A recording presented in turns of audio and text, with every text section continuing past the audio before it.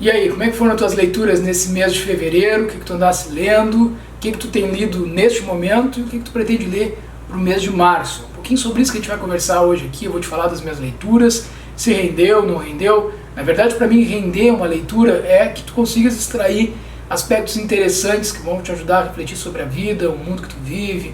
Eu já falei para vocês em outras oportunidades, não é a quantidade de livros ou de páginas, e sim a gente conseguir uma experiência realmente interessante, transformadora com os livros.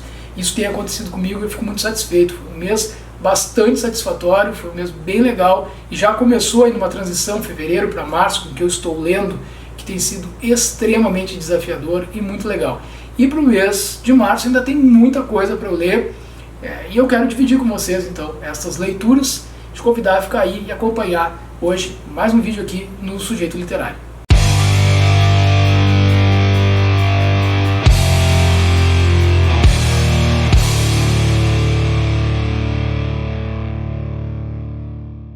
Sim, eu faço parte do seleto grupo de mais ou menos 50 milhões de brasileiros que sofrem da tal da miopia. Se eu tirar os óculos aqui, eu vejo tudo um borrão na minha frente, não sei nem para onde olhar, mas é por isso que vocês estão me vendo hoje de óculos. Geralmente eu estou de lente de contato, mas adivinha o que eu fiz? Andei forçando bastante a minha visão.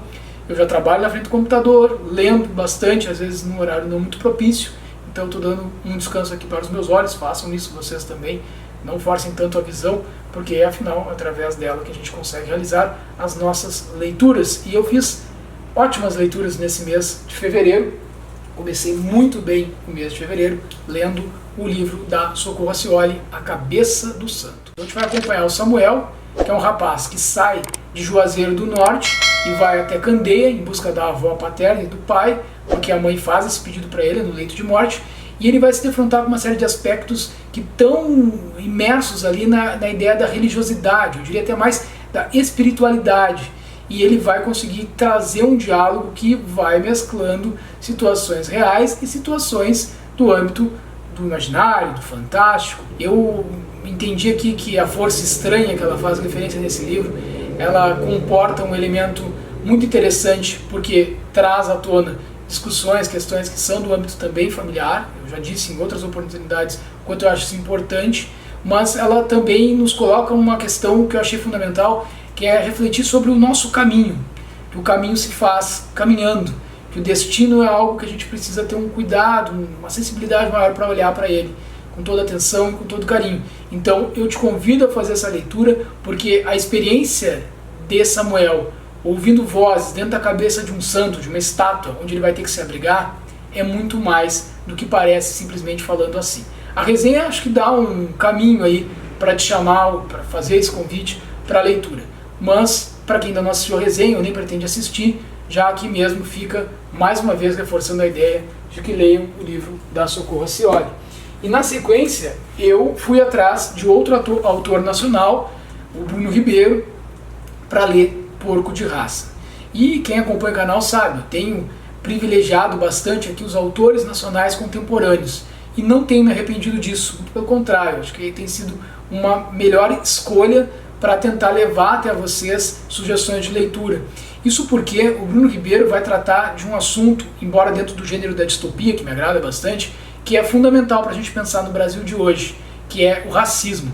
E ele vai tratar do racismo aqui com metáforas que são interessantíssimas. Isso porque ele faz um resgate histórico, e esse resgate histórico que ele faz está em torno do personagem principal. Então a gente tem um professor negro que se considera um cara fracassado, está cheio de dívidas, e que tem um irmão que é político, que é o cara que ajuda ele a sair dessas frias que ele entra, das dívidas e dívidas e mais dívidas que ele tem.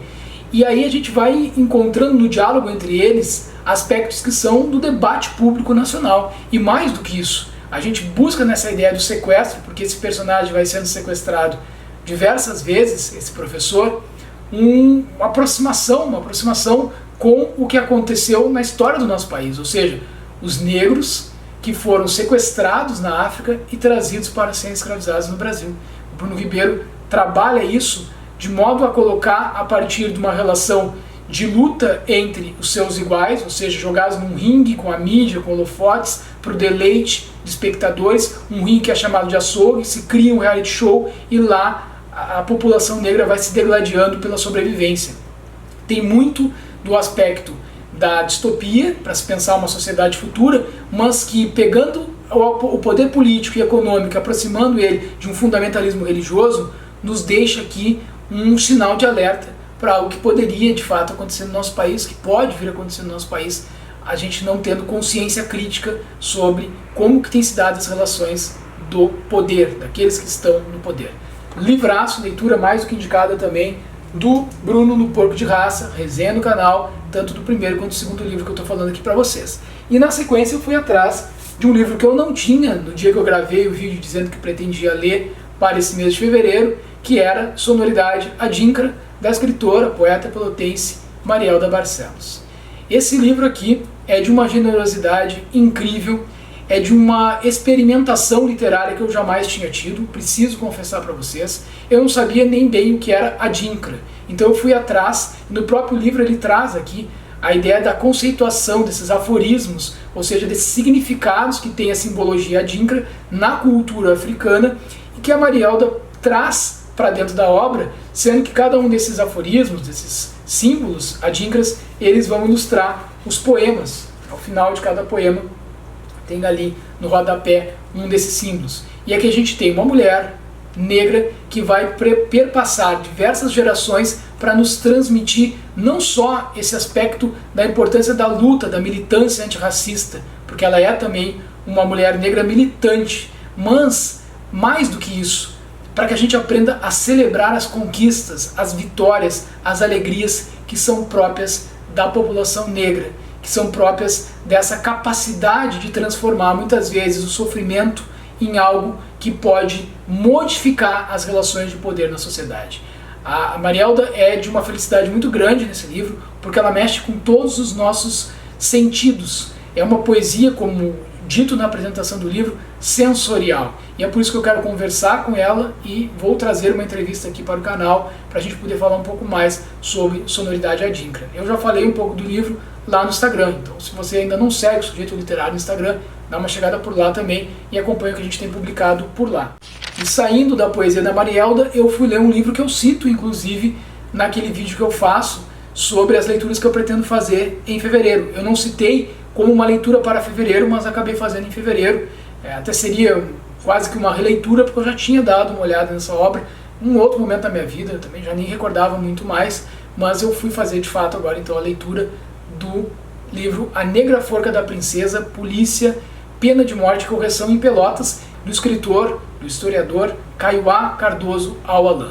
Uma Pelotas que se mostra sempre na sua historiografia como um passado de opulência, de prédios belíssimos, da sua relação de enviar os filhos daqui para estudar na Europa, então que ficou conhecida como a Princesa do Sul e que na verdade não traz todo o apanhado histórico do que aqui aconteceu e a que custo se deu essa opulência. Mas aqui o Kaiowá faz algo que eu achei fundamental, que é mostrar sobretudo a resistência, as estratégias de resistência da população negra pelotense, mesmo sendo ela aqui escravizada e colocada sempre como o alvo principal das autoridades. Ou seja, a negra forca da princesa é porque a pena de morte em Pelotas, pela forca, só se deu com a população negra. Então tem muitos aspectos importantes que eu vou conversar com o Kaiowá, ele vai conceder uma entrevista pra gente, vai ser bastante produtivo e também que eu quero trazer em formato de resenha para vocês com mais detalhes a respeito da obra do Kaiowá, se for possível, em breve também aqui para o canal. Por enquanto já fica essa dica de que vão atrás de conversar com o autor, eu vou deixar o contato dele aqui também para saberem um pouco mais dessa história, da história da minha cidade, da história da escravidão no nosso país, sobretudo no Rio Grande do Sul, com o historiador Kaiowá Cardoso Aualã. E aí agora passando do que eu li para o que eu estou lendo, estou finalizando na verdade a leitura, e o que eu pretendo ler no mês de março, eu quero mostrar para vocês esse livro aqui, Molói, do Samuel Beckett. Olha, diferente de tudo que eu já li, eu estou tendo uma ajuda que eu já de antemão já agradeço aqui, da Aritana Becker. Eu quase tenho chamado ela de Aritana Beckett, porque ela já leu toda a trilogia do pós-guerra, que inclui, além de Molói, os livros Malone Morre e O Inominável. Malone Morre eu tenho por aqui, Inominável ainda não consegui adquirir, sei que tem em sebo, mas ele está esgotado. Eu estou achando o preço bastante salgado, mas talvez tenha que ir atrás mesmo assim, porque eu quero ler os 3 livros, quase que numa sequência, assim, vou dar um espaço, talvez de algumas semanas, aí, alguns dias, porque essa foi a sugestão da Aritana, e a Aritana é uma leitora de Samuel Beckett. Ela já leu a trilogia e está relendo para uma parceria que a gente está fazendo aí, de trazer esta e outras obras para vocês aqui no canal, num bate-papo, e que eu, por sorte, vou contar com a parceria da Aritana para trazer para vocês aqui as minhas impressões, as impressões dela, e para a gente poder falar um pouco mais, não só de Molloy, mas pretendo falar também de Malone Morre e O Inominável, além de outros autores e outras obras que eu já estou bolando aí com a Aritana para a gente poder trazer com mais profundidade para vocês. E um outro livro que certamente farei a leitura no mês de março é um livro que vai chegar aqui em casa, está a caminho, pela editora Vestígio, editora essa que é parceira do Sujeito Literário, então vocês vão ouvir bastante falar desse livro, que é o livro Mara, uma mulher que amava Mussolini, da Ritana Armeni. É algo que eu quero trabalhar o conteúdo tanto em formato de vídeo aqui para o canal do YouTube, quanto em formato de texto lá para o perfil do Instagram, então fiquem atentos aí, e também no blog do Sujeito Literário a gente vai estar falando bastante dessa obra. Uma obra que tem um pano de fundo histórico que me interessa, principalmente para a gente poder fazer esses resgates tão necessários hoje, compreender esses regimes autoritários, é algo que eu tenho como premissa aqui do canal, uma leitura sempre atenta, sempre crítica, por isso me interessou muito a premissa do livro, onde uma menina de 13 anos vai se descobrindo ali, vai construindo a sua vida e em meio às suas descobertas pessoais, uma ideia de querer se transformar numa grande escritora, numa grande jornalista, ela vai descobrindo um mundo que o cerca e um líder que ela acaba admirando muito e se apaixonando por ele. Ela acompanha o discurso dele na Praça de Veneza, ela acompanha os discursos pelo rádio, em casa também, com os pais, e ela acaba se iludindo ali, criando uma grande fantasia em relação à figura desse líder. Isso vai sendo desconstruído aos poucos, conforme esse regime vai amadurecendo e vai mostrando a sua verdadeira face. Eu achei essa premissa interessantíssima para a gente poder abordar esse aspecto histórico, e mais do que isso, né, eu vejo como extremamente necessário esse tipo de leitura para o momento político mundial atual. Vocês devem concordar comigo em relação a isso.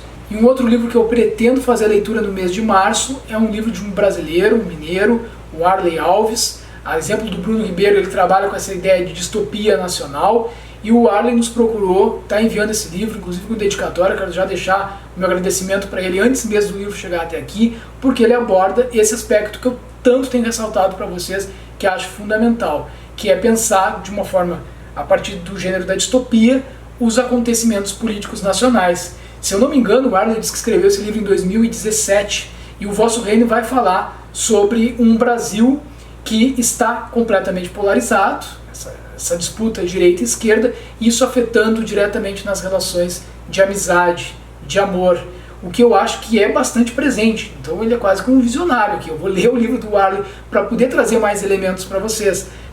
Então o livro foi publicado em 2019 e, pelo que eu entendi, tem muito do Brasil atual. Quero muito fazer também essa leitura no mês de março, tá, gente? Então O Vosso Reino deve aparecer aqui no canal. E ainda no mês de março, se tudo der certo, lerei O Avesso da Pele, do Jefferson Tenório, um livro que também entra dentro dessa perspectiva que eu tento trazer aqui para o canal, de abordar assuntos contemporâneos que têm resgate histórico e que precisam ser refletidos e amplificados junto ao público, sobretudo aos leitores brasileiros. Então aqui a gente tem um personagem que é o Pedro, e ele vai refazer todo o caminho do seu pai após a morte do pai, numa abordagem policial que na sinopse do livro se diz que foi uma abordagem desastrosa. Desastrosa tem sido a política de segurança pública no nosso país como um todo. Em todos os cantos do país não há diferença nessa desastrosa abordagem policial quando se trata da população negra e periférica do nosso país. Então acho que essa é uma leitura urgente, fundamental, e eu vou tentar encaixar ela ainda no mês de março para poder falar um pouco mais dela para ti aqui no Sujeito Literário. Então é isso, pessoal. Esses são os livros que eu li, o que eu estou lendo, o que eu pretendo ler ainda no mês de março. Espero que vocês estejam gostando do conteúdo, dos livros que a gente tem comentado aqui.